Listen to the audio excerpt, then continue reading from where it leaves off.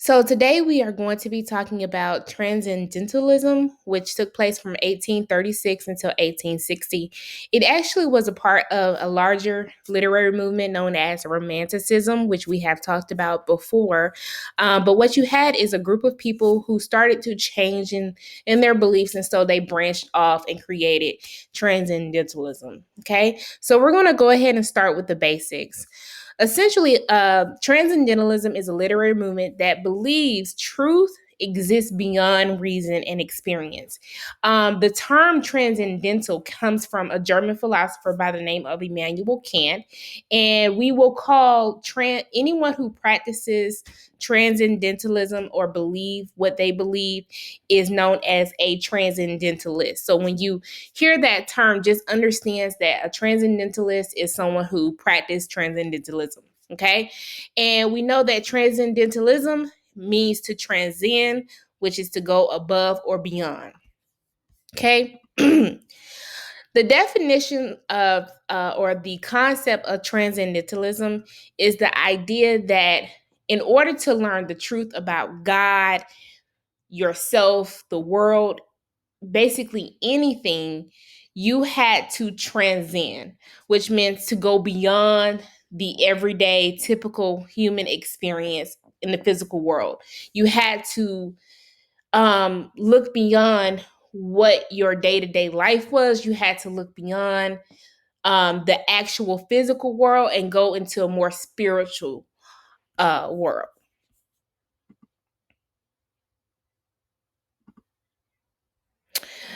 The transcendentalists believe that objects had no real existence on their own, but more so that objects were a part or diffuse or aspects of God, and essentially all objects are a part of the universe.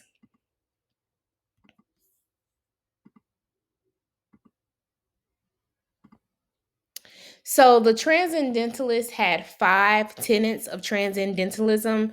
A tenet is a principle or belief. So basically, they had five key beliefs. The five key beliefs of Transcendentalism is nonconformity, self-reliance, importance of nature, favoring intuition over reason, and simplified life. First, we're going to start with nonconformity. Nonconformity is the failure or refusal to conform. It's basically saying that it is the refusal to conform to the traditional or to the majority. Okay, basically, if the majority is doing one thing, if you are a nonconformist, you are doing something else. Okay, so basically, a transcendentalist hated the idea of conforming to society to fit in. So they hated the idea of let me do what everyone else is doing, let me fit in. They hated the idea of following the crowd, and they really believed in standing out or being independent from other people, having your own thoughts and your own belief. They believe that remaining outside of society's influences, a person could actually transcend and go beyond what would society would ask of you, such as temptations, and that basically is the way of achieving true peace. Um, they believed in or supported violating the laws that were set forth by government, because they felt that those laws, or often a lot of the laws, were actually harmful to society and prevented you from transcending to actually get to that true self and true meaning of God. Next, they believed in self reliance. Okay, self reliance is a state of being where one's own thoughts, actions, and emotions are unaffected by outside influence like social pressure, society, and the media. Um, Self reliance is exactly what it sounds like, relying on thyself. That means that you believe what you believe. You don't necessarily look to anyone else to give you your beliefs or you don't necessarily rely on anyone else to tell you what to believe in, tell you what to do, to guide you in any way, shape, or form. Okay. With this particular tenet, people are often afraid to sever their strong ties to other people and materials for fear of learning that they are not capable of being truly self-reliant, meaning that you are in need of other people to be successful or to complete various actions. Okay.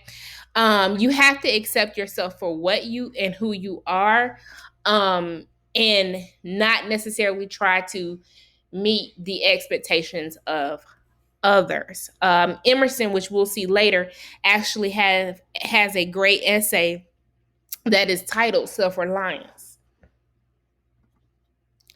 The third tenet is importance of nature. Okay, like most of our literary periods, the transcendentalists, and they valued nature. They believe that nature allowed us to escape reality. It allowed us to free our minds, to connect with our inner self. They believed in meditating, and they appreciated nature, but they understood that you could not control nature, and that you should not control or try to attempt to control nature. The next tenet we have is favoring intuition over reason. Intuition, we all have intuition. That's that gut feeling. Ladies, you've probably heard of a women's intuition, the idea that we kind of know things without necessarily knowing it. It's that gut feeling you have, okay? So this tenet suggests that people can understand truth through intuition or feeling. It's the idea that you should trust your gut, trust your feeling, um, and your instincts. Okay, we may not have proof that God exists, for example, but our gut tells us that he, she, or it does exist. Okay, so this idea that even though you don't have the evidence or you don't know the inner workings of an idea, if your gut or your instinct tells you that it's true or tells you that it's real, then believe in that. Last but not least, our final tenet is simplified life, which transcendentalists practice and believe. They believe that material possessions were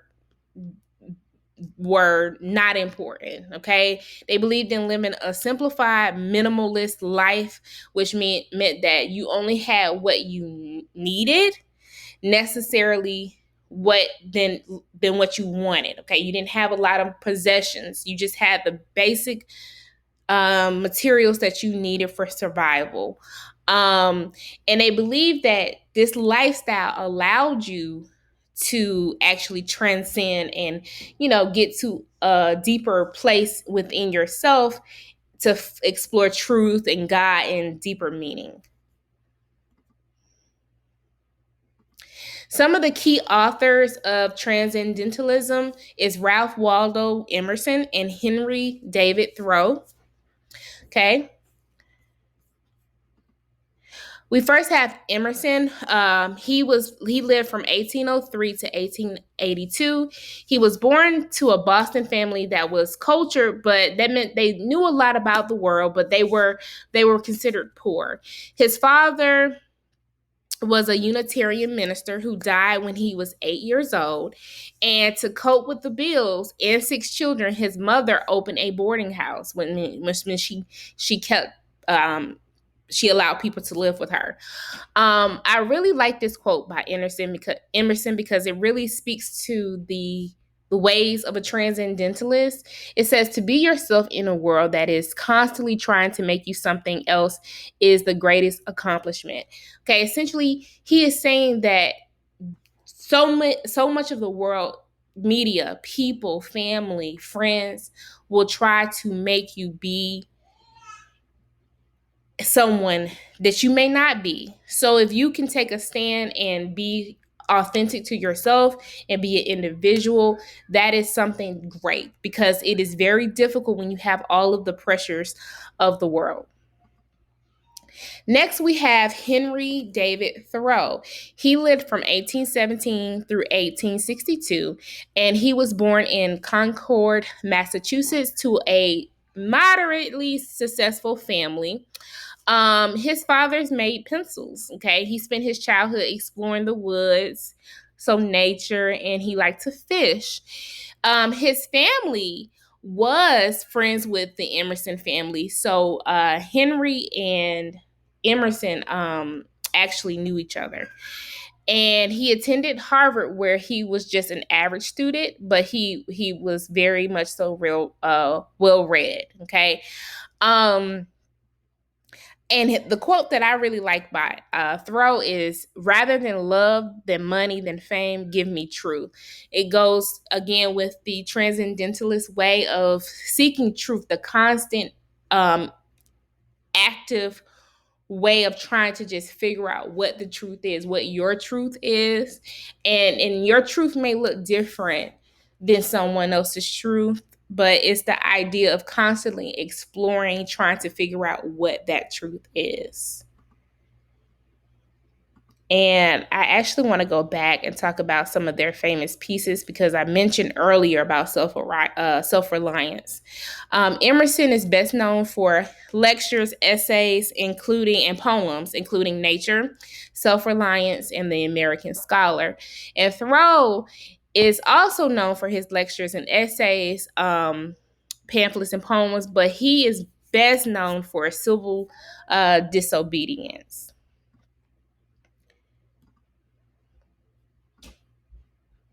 All right, so there you have it. This is just a brief introduction on transcendentalism.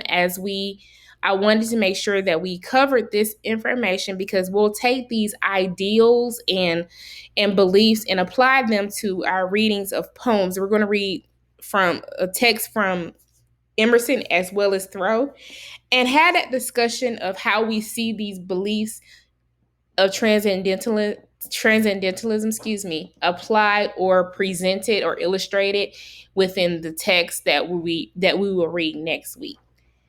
So, thank you so much for listening.